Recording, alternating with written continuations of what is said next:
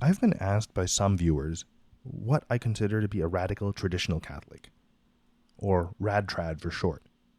So in the interest of defining my terms for the sake of clarity, I thought I could put forth some ideas about what makes someone a RadTrad.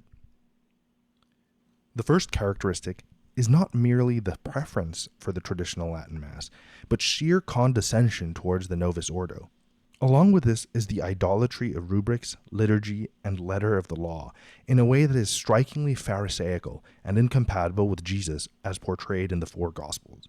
This often goes along with a persecution complex, with the seeming lack of awareness that they draw negative attention upon themselves by being agitators, or at least influential RadTrad clergy and public figures can be rather abrasive.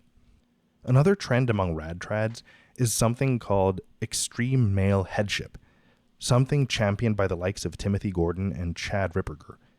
In this oppressive patriarchal framework, spouses, which practically speaking most often means women, must render the marital debt, that is, to have sex whenever reasonably requested to, or else they commit a mortal sin.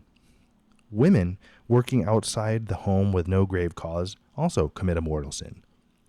In fact, in so many other ways, women are stripped of their agency in RadTrad culture, which has the very real potential to trap them in abusive marriages and a cycle of endless pregnancy.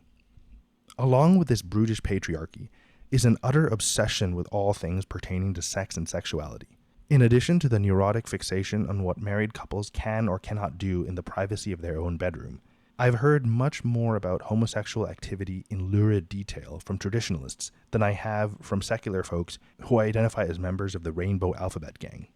RadTrads are cursed with a strange blend of repressive self-flagellation and something that might just be closeted voyeurism. Radical Catholics also have a tendency towards white or Western supremacy.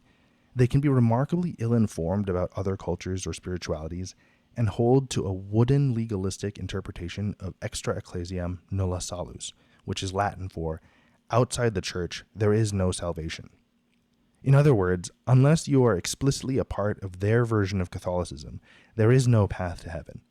But to be kind, I suspect that they do leave room for extraordinary acts of God. Catholic extremists also oppose religious freedom, unless it's for Christians. They may not always support active persecution of other faiths, but they certainly do believe in using political power to give their religion a place of privilege in society. And disturbingly, there seems to be a rise in anti-Semitism in RadTrad spaces. They also have sympathy for a more militant iteration of Christianity of the past, such as the Crusades or the Francoist regime in Spain. RadTrads often misunderstand or misrepresent history and science, cherry-picking data to support their rhetorical and theological goals, as well as to fuel various absurd conspiracy theories. Last, but certainly not least, they are at least skeptical, if not outright hostile towards the Second Vatican Council.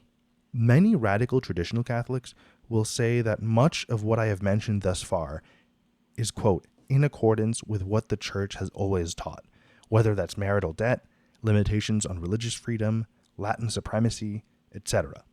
And perhaps this is the crux of the matter. Radicals reject new insight, new data, and any development that opposes their rigid worldview. There is no room for deep reflection or genuine dialogue. We have God-given consciences and intellects, but we actually ought not to use them in a way that violates extremely strict programming. Faith for them is about consistency over compassion, a return to the Inquisition over intellectual freedom, dogma over data.